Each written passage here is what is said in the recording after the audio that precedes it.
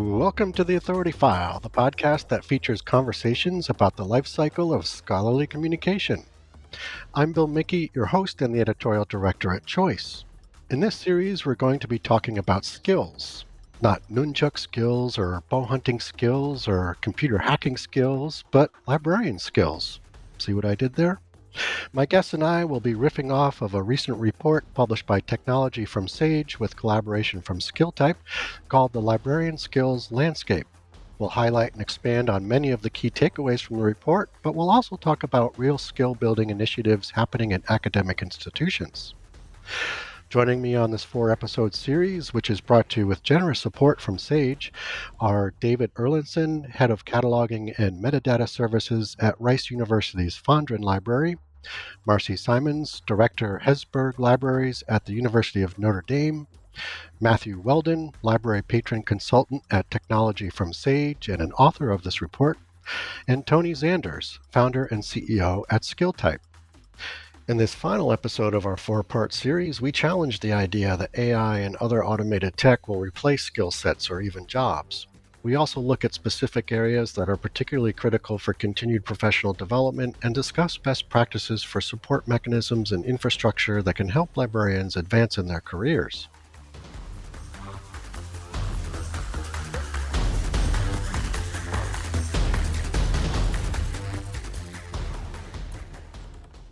So this sounds a little bit clickbaity, but there seems to be some real concern that AI and other automated technologies have the potential to replace, certain human skill sets or even jobs altogether. But the reality, might be more encouraging.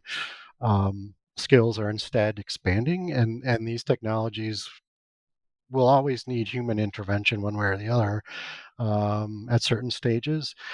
I'm wondering if you all think that's agreeable. And David, I'm going to jump over to you to start that. Yeah, I totally agree with that. Actually, I say I'm a bit of an optimist when it comes to AI. I think when it comes to my own department, I often try to say it's more of semi-automation at this point, where we might try to automate a workflow or process, but it's still very, very important to have that human review of Hmm. whatever we're working on. So yeah, I think I think that human element in libraries is something that patrons and users actually crave a little bit, right? We might have a chatbot that can triage some of the easy questions, but a subject librarian is generally going to be better at sussing out and being that problem identifier that users are definitely going to want from engaging with a librarian. Um, I would even, kind of take it a step further and encourage more librarians to get involved with the development of language models and AI. Again, I mentioned it before, but I don't think the open AI folks are focused on us. So some of that change really needs to come from within. So it's kind of important to have an understanding of data structures and how these things work. Maybe not in depth, but just go try out the tools and see what they're good at, see what they're bad at, and really try to work it into your day where you can. That can help you advise students on how to use it best. Matthew, anything you want to add?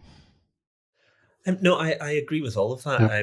I agree with everything that David said. The thing that I would just my own observation from using AI, and I make use of AI all the time. It really has become part of my day to day life. It has not it has not replaced anything totally. Hmm. It doesn't. I don't use it now instead of search engines. I don't use it instead of I don't use it to do my writing for me. I don't use it to send emails that I haven't gone, oh no, we'll change that. Or what it's most useful for in my experience is if I have, sometimes I'll be like, how do I phrase this? I'll ask it and I'll go, oh, that's completely wrong. But thinking about how that's wrong has now made me realize how I should write it. If I'm sending an email or something like that. So there is not a single part of my life as someone who uses it every day that it has taken over, and it is now my sole source of it does that for me. It's just another tool in my arsenal. It's a useful thing that's plugged into stuff I already do. But I don't see it outright replacing pretty much anything in recent or anytime soon. Yeah. Just to build in one more little anecdote there, I use it for kind of throwaway emails that are just like, I brought cheesecake in today, guys. Here's a little email and a 1-page summary of the history of cheesecake. Really, it just kind of gave me a summary of like the Wikipedia article, right? So not super useful or in depth. But there is something about that AI voice as well that after using it a little while, you can kind of tell this was made by an AI or a chatbot. So becoming familiar with that is going to be super important as well. Yeah, good point, David. It's got that sort of veneer that the AI generated images kind of have, where you can just barely kind of tell. But Marcy, I'm curious to hear what you think about this. I imagine this kind of has something to do or ties in pretty neatly with that sort of change readiness aspect you were discussing earlier. Yeah, totally. Every time I hear AI, so I'm a total people person. Like my job is people, dealing with people, understanding people, knowing that like I am not a fan of ProSci because they say, so they've got add car, you go through the steps, and at the end of it, if you say, well, what if Susie doesn't like it? They go back to step 1. Yeah, no, because we're humans. And you may be able to tell a system to do things a certain way every time, but you won't be able to do that with humans. That's just not who we are. So what I try to focus on with people, especially thinking about change readiness and any new thing that comes down the pike, whether it's technology or AI or something else, is to think about it as an opportunity. Like, what are the parts of your job that maybe every day you go, why do I have to do this every day? Isn't there something that can help me do that? Hey, yeah, maybe it's this. So just what I like to focus on is helping people see the opportunity in whatever that new thing is. And to be change ready means focusing on those opportunities instead of what you're going to miss or what you're going to give up or what maybe you don't understand, and just keep bringing it back to the human part of who we are. We will always hopefully be here and be able to provide something that AI won't. That's what I think. Excellent. I had some thoughts on that, Bill, that I think are Tony. kind of going to summarize it in a contributive way. I think I'm a techno optimist like David is, and I think if we approach this with optimism, we can make a really bright future for all of us. At the same time, I personally don't know how the library workforce will respond. There are 2 macro trends that I think will help us understand the implications here. One is we're experiencing a global talent shortage of library professionals. There is a much higher demand for our work than there is a supply of the qualified people to do it. The average library is perpetually managing vacancies in their org chart. And that is not a matter of funding. These are funded positions. It's a matter of not having a sufficient number of qualified applicants for the job. And we have some customers with 30 plus vacancies that they've been managing for over a year. And this is indicative of a talent shortage. I think the reason that's a germane point is people should not worry that AI is going to take your job. We need everyone that's currently in the workforce today, and we need a new group of people in addition to that to meet the demand for the work that our universities expect of us, that our cities respect of the public libraries. So AI is not taking your job. We need you and everyone else the Department of Labor actually estimates information professionals in the US will grow by 9% by 2030 because of the demand for information. That's one trend I think we should acknowledge. Now, the other, which isn't as pretty, there's been a huge push to remote work with the pandemic. And we see from corporate America that there's been a lot of layoffs due to right sizing, increased spending the past decade at companies when money was cheap. Now they have to spend less because inflation has made money expensive. And the first groups of people to be sort of a part of these reductions in force are remote workers. And the data is coming out from several industries. Why is that the case? It's tying back into Marcy's point. If you are out of sight, out of mind, I have not personally interacted with you for 12 months. The work you do, I see come through a computer. I don't know what your personality is. I don't know what your favorite cookie is. We interact through these programs. That is a job that will be reevaluated for, can AI do this? Because I don't know what this person likes, who they are, what they're interested in. I just see these outputs coming through the computer, whether it's GitHub contributions to a repo or whatever it may be. And it really speaks to the importance of personal relationships, showing up to work, being a part of a team, these soft skills, these intangible things that a chatbot can't do or an AI automated workflow can't do. And we have to pay attention to these second and third order implications of remote first, because we are people, organizations, same root word as an organism. We're living, and want to be in community with people working towards a mission. So I think those are two things I would be paying close attention to this decade. And I think there's a need for more library professionals, but the work we do is community-based work at the end of the day. Tony, do you think, in the first part of your comments there, that the libraries are at a crisis level in terms of employee need, or is it not quite that dramatic? I think so in pockets, for sure. Yeah.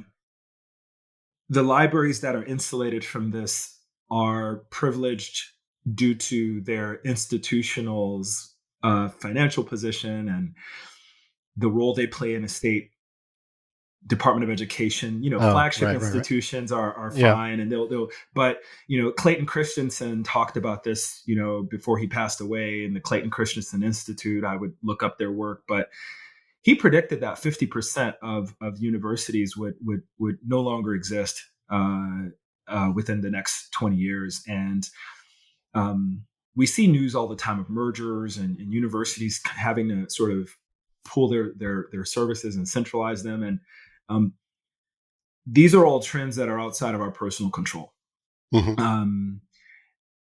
So certain institutions are certainly at a crisis level, and that's not any prediction from me. That's just, we can look at the news and we can see institutions that have not been able to figure out their balance sheet and their business model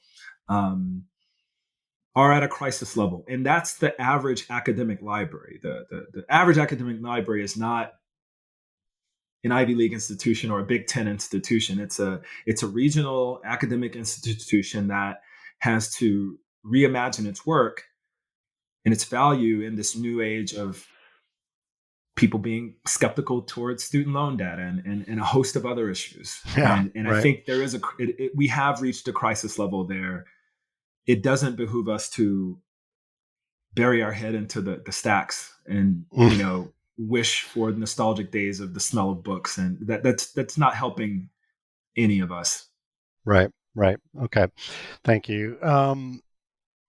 I think we have time for one more question. So this is just an open question, everybody. We've talked a little bit about some of these. Some of you shared some examples, but what are some of the more successful support mechanisms and infrastructure that can really help staff develop their skills and advance in their careers? And Marcy, I'll just kind of come back to you to kick this one off.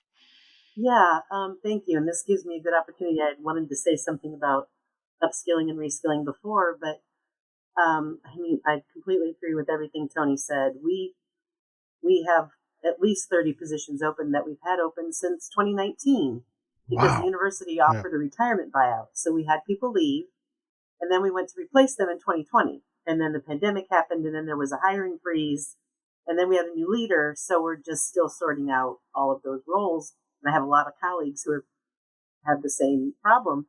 But the success story does come with like the giving people, like I said, like we've all said, it's been a rough couple of years, especially for academic libraries.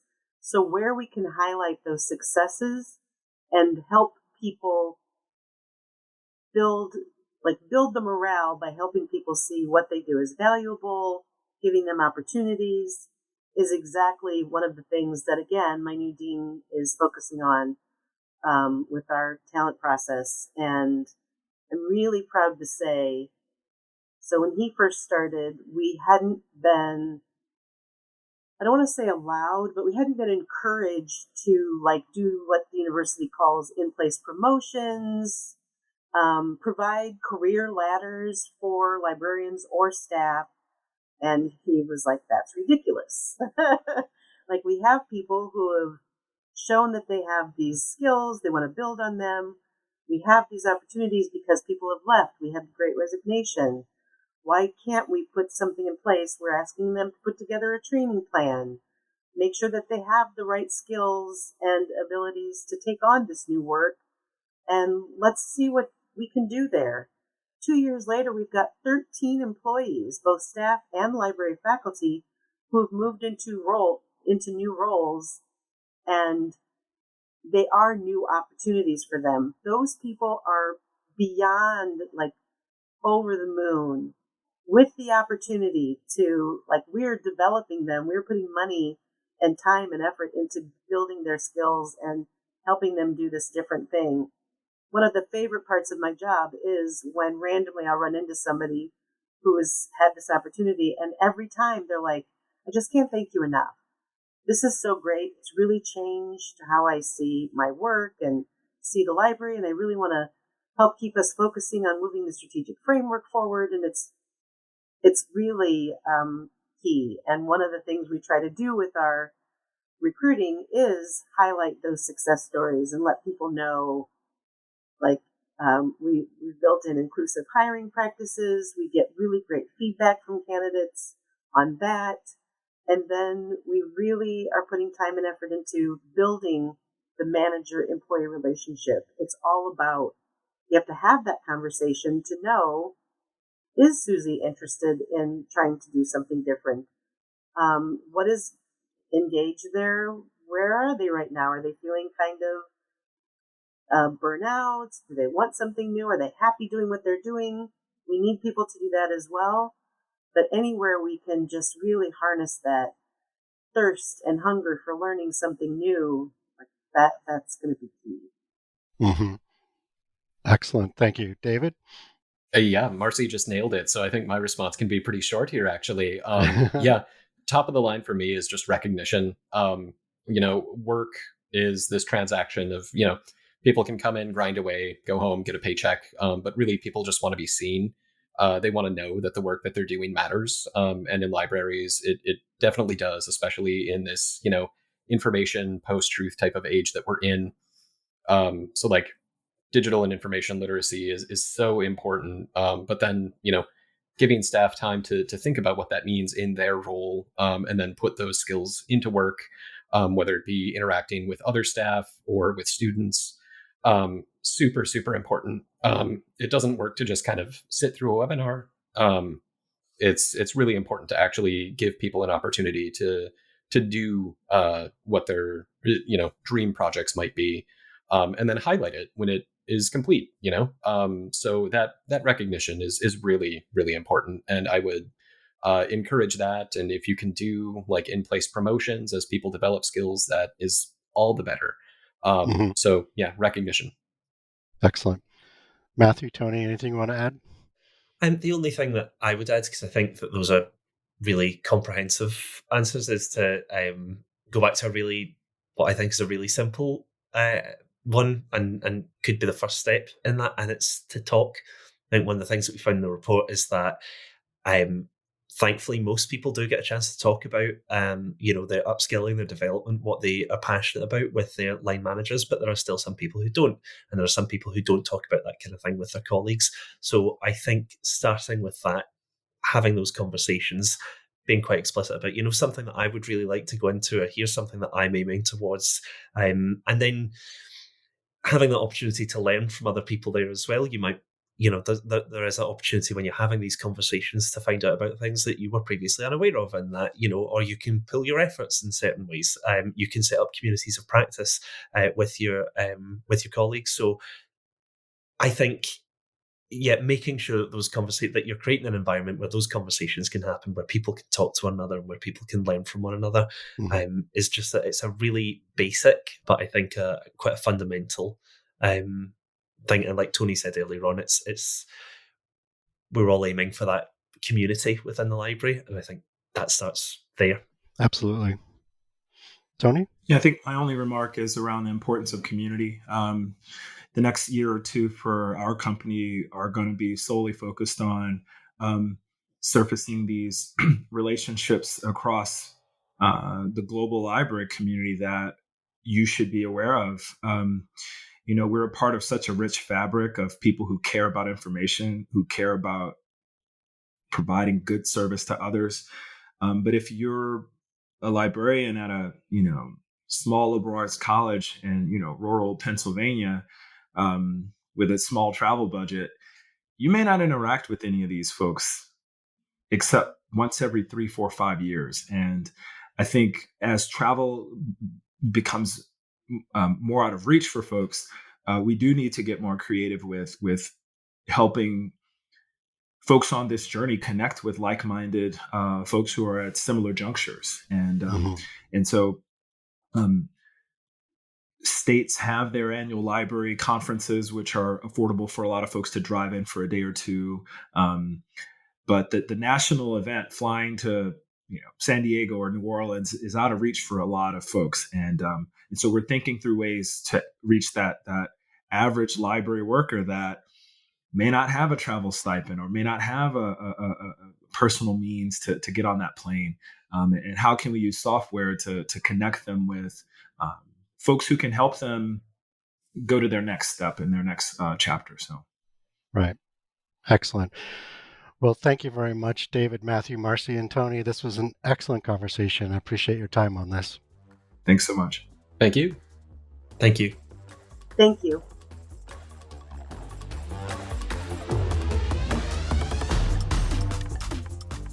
You just heard from David Erlinson, Head of Cataloging and Metadata Services at Rice University's Fondren Library, Marcy Simons, Director, Hesburgh Libraries at the University of Notre Dame, Matthew Weldon, Library Patron Consultant at Technology from Sage and author of the Librarian Skills Landscape Report, and Tony Zanders, Founder and CEO of Skilltype.